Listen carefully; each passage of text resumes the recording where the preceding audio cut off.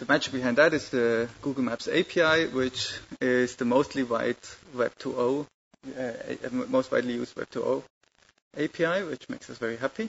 What's also interesting about the history is that it was launched in June 2005, but the earliest mashups, they were already done in March 2005. It's because people just did it without asking, and then Google looked at it and said, oh, that's actually nice. So why don't we allow it and make it official and write them documentation? So, and this led to about 30,000 application sites that now use the Google Maps API to provide the user with a nice mapping experience on their own website with their own data. If you take a step back, I think the web is for a lot of things, but one of the core things is that it's about opening access to information. But there's a certain class of information that really works much, much better with the right visual context. And a typical example of that class is geographic information. If you just have a list of lat longs or just some addresses, it's very hard to visualize. But once you can plot them on a map, then they become much more useful. And until very recently, exactly that, putting this information on the map was a very costly and difficult experience. Acquiring mapping data is very, very expensive. And once you have it, it's very complicated to use. And so this is really something that must be part of the Google Geo mission, is to make this geographical information useful. And the way to do this, and this is the reason for this API, is that we provide people the means to do so.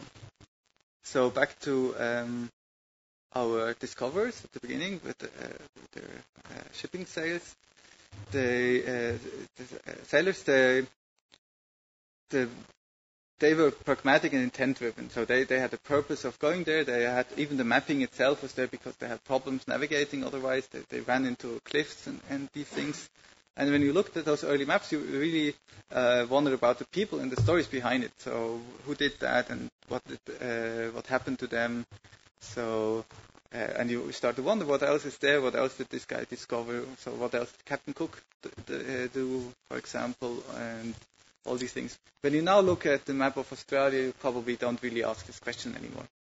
You will ask different questions of who lives there or what can I do there, but you don't really care so much on how the data was created.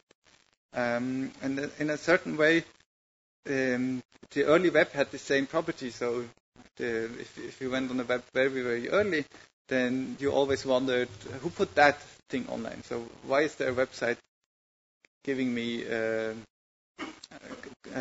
Japanese recipes?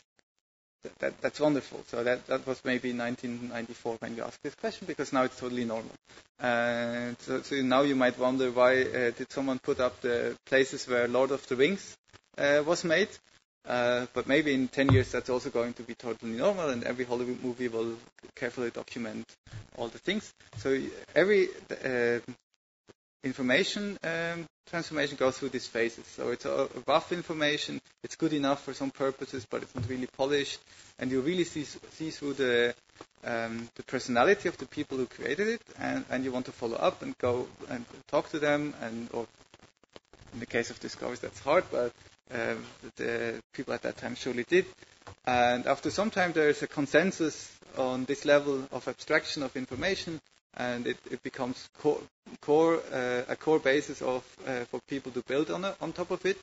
And many people contributed to the information, so the individual gets less important, but much more can happen on top of that information than happened before. So Australia got a map, and then people knew how to get there and actually did so, and good things happened.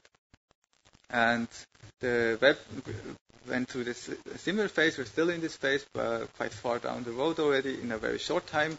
And we hope that the spatial web will follow through, because we really think at the beginning, it's really early at the beginning, and just data mining itself doesn't get you that much context. So you need people to look at data and handle data in a spatially aware way.